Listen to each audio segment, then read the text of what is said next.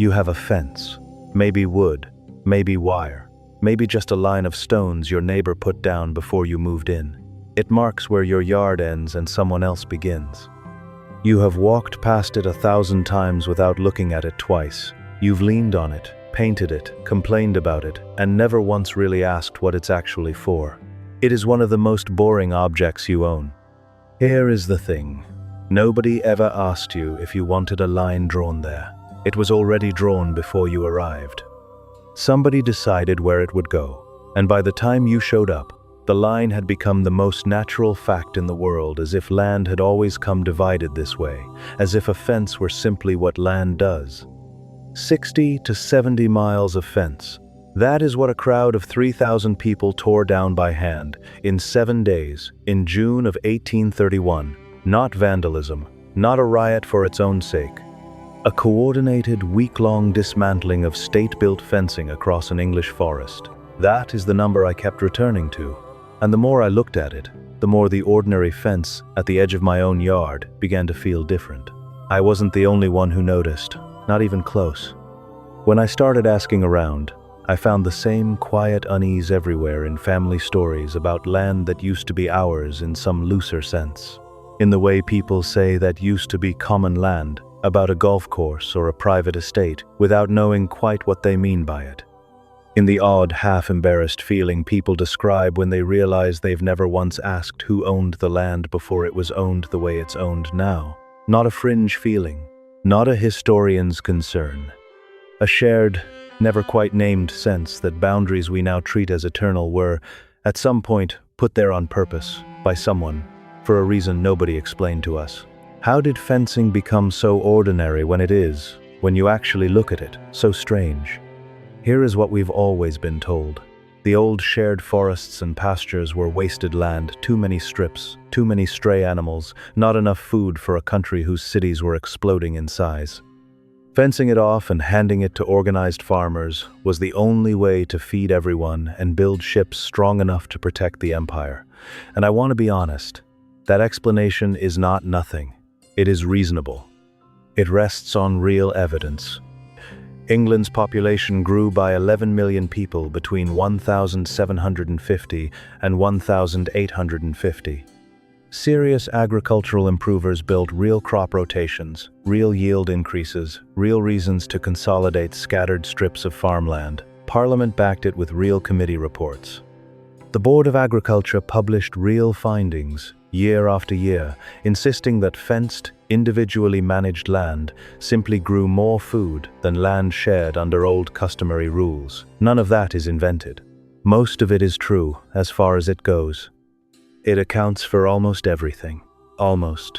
In 1794, the surveyor John Billingsley wrote an official government report explaining that fencing off common pasture was necessary because grazing your own animal on shared land made a man slothful, that watching your own cattle, rather than working for someone else's wage, was the actual problem being solved. Not low yields, not naval timber, idleness. Which means the fence at the edge of your yard, the one that feels so ordinary, sits in that gap. In the space between what we've been told and what the specific record shows. And then I found it somewhere else. Not a similar thing, the same thing. In 1853, Parliament disafforested Wychwood Forest in Oxfordshire. The official reason was the same one you've already heard: inefficient land, better put to productive use. Within 2 years, the Crown's own agents had exterminated or removed between 1,500 and 1,600 royal deer and cleared 3,710 acres of ancient woodland and had cut 28 new state roads directly through it. That woodland did not become wheat fields. It did not become the productive farmland the official story promised. Most of it went directly to the adjoining Cornbury estate, a private hunting ground, expanded, not democratized. The traditional rights-of-way that had crossed the forest for generations were suppressed in the same process, so that even the paths people had once walked stopped existing on paper.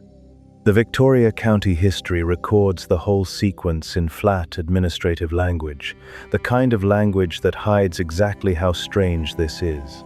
Land, justified as needed for food, went to make one estate bigger. with new roads built to serve it. The record does not explain why feeding a growing nation required handing thousands of acres to a single private landholder rather than to the people who had used it for generations. Two instances, different counties, different decades, the same gap in the same place, and the fence sitting in both of them. In Essex, at Hainault Forest, the same shape appears again. After the 1851 Disafforestation Act, the Crown didn't wait for careful cultivation to prove its case. Steam tractors were brought in to rip oak roots directly out of the ground, converting centuries-old woodland into private farmland within months. If the goal had genuinely been careful agricultural improvement, there was no need for that speed. 2 counties over. The same urgency to fence, the same speed toward private hands.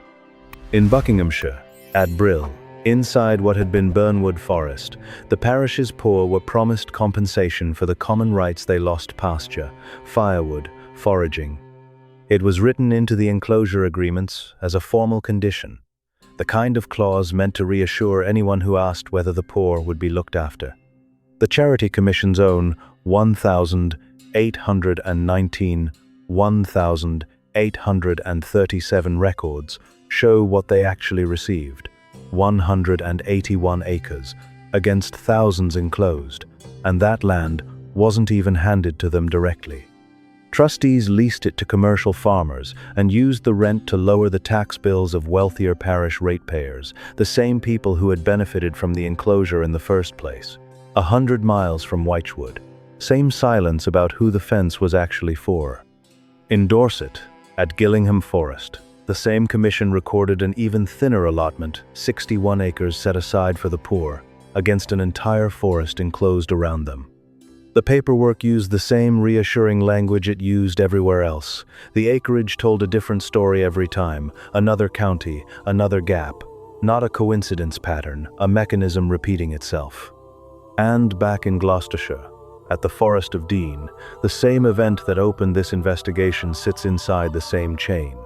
3,000 commoners spent 7 days in June 1831 tearing down 60 to 70 miles of state fencing, because that fencing had cut them off from grazing, firewood, and small-scale mining rights they had used for generations. The government's answer was not negotiation. A local magistrate read the Riot Act. The 3rd Dragoon Guards were sent in to restore the fences by force. Oxfordshire, Essex, Buckinghamshire, Dorset, Gloucestershire.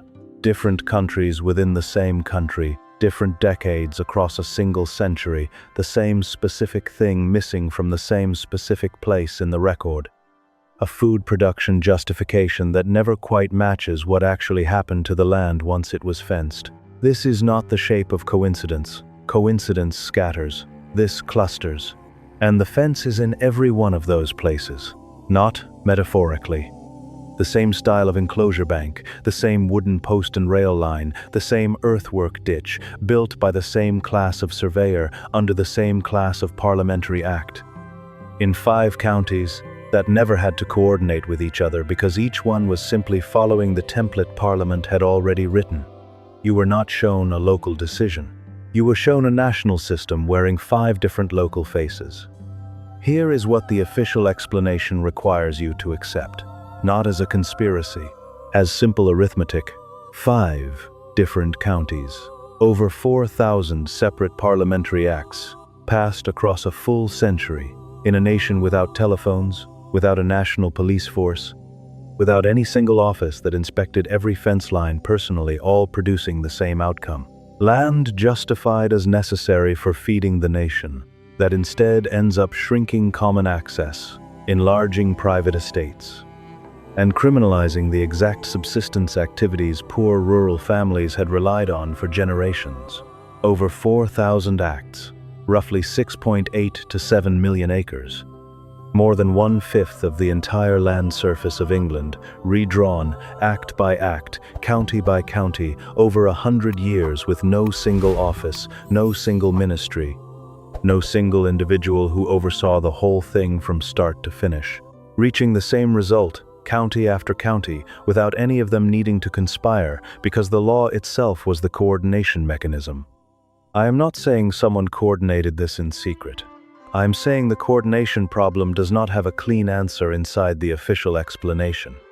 4,000 separate acts, passed by 4,000 separate local petitions, somehow produced one consistent nationwide result: food justification in front, private consolidation, and criminalized subsistence behind it, and the official explanation has never been required to account for how that consistency happened without anyone designing it that way. The fence is the product of that coordination. Whatever it was, however it happened. You are holding or standing beside, or living behind the physical output of a legal process that ran the same way in 5 counties across 100 years, and the record calls that pattern coincidence. If this is the first time you've had this pattern laid out end to end, that's exactly why channels like this one exist. Stick around, because the next fence in this story is one you've definitely stood behind. John Billingsley walks his surveyed lines in Somerset, 1794. He carries a ledger, not a weapon. He has personally directed the enclosure of more than 13,000 acres, county approved, entirely legal. He was not a radical. He was not a zealot. He was a professional land surveyor, the kind of man local landowners trusted to draw a fair boundary and file the correct paperwork.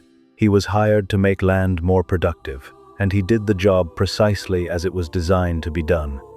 He wrote his findings in an official government report, the kind meant to sit quietly in an archive, read by other administrators, never by the people it described. In that report, he explained that a cottager who grazed his own cow on common land developed, in Billingsley's words, a habit of indolence that quarter days and half days were imperceptibly lost. That self-sufficiency itself was the defect being corrected. He recommended removing that grazing right, not to grow more grain, but to force that man into someone else's wage labor. The report was filed.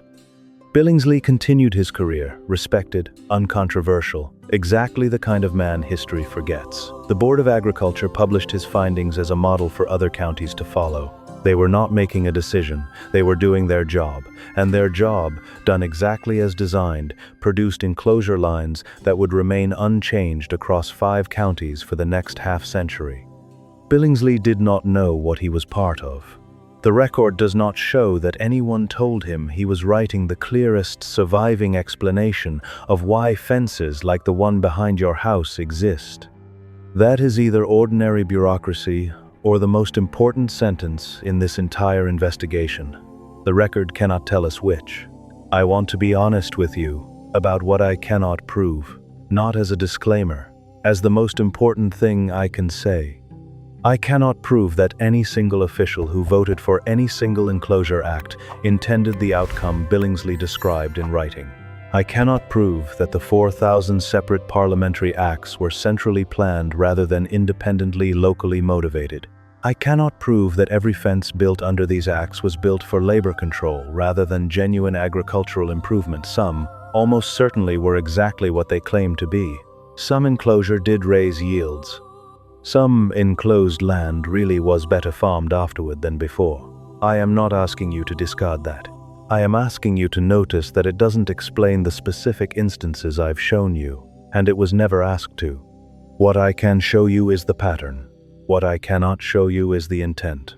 And I want to be clear. A pattern without documented intent is not proof of anything. It is a shape in the record that the official explanation has not been required to account for. I am also aware that I have been looking for this pattern for a long time now. Minds that look for patterns find them. I am not exempt from that. What I am asking you to do is not to trust my pattern recognition. I am asking you to look at the specific documented instances I have shown you: Wychwood, Hainault, Brill, Gillingham, the Forest of Dean, and tell me whether the official explanation of feeding a growing nation accounts for all of them. It does not account for all of them. That is not my conclusion. That is the gap. There is one thing the record preserved that connects your fence to everything I have shown you. A sealed parchment charter written in 1217 called the Charter of the Forest. It is the oldest surviving English statute written specifically to protect ordinary people's right to use common land, the right to graze an animal, gather firewood, feed a pig on fallen acorns, cut turf for fuel. It still exists today, physically, in the Durham Cathedral archives, with a companion copy of its 1225 reissue held at Lincoln Cathedral. It did not survive because someone protected it as a monument. It survived because it was a legal document, filed correctly, in a system that had no reason to destroy its own paperwork. For over 500 years, it sat in that archive as the lore of the land. Then, quietly, county by county, the fences described in this video were built directly over the rights it guaranteed, and no one repealed the charter to do it. They simply stopped enforcing it. Your fence is still where it was. It was there before you watched this. It will be there after. Nothing about its wood, its wire, its cold metal latch has changed. What has changed is what you know about the window in which fences like it appeared everywhere at once, about the surveyor in Somerset who wrote down, plainly, that the point was never really the harvest. About the 5 counties that built the same enclosure line in the same compressed century with no documented coordination mechanism between them. The fence was not put there for you. It was put there about people like you, about what a landless laborer was allowed to be, and what a self-sufficient commoner was not allowed to remain.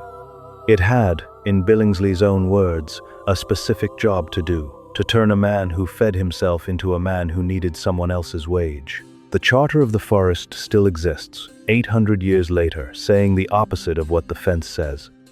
And if you look at both of them side by side long enough, they tell you exactly how something becomes ordinary. Not through familiarity, through the completely ordinary act of no one ever explaining why it was necessary in the first place. That fence has been part of your life since before you owned any land at all. You have never been asked whether you wanted it there. You have never been told what it replaced. What would you do differently if you had been?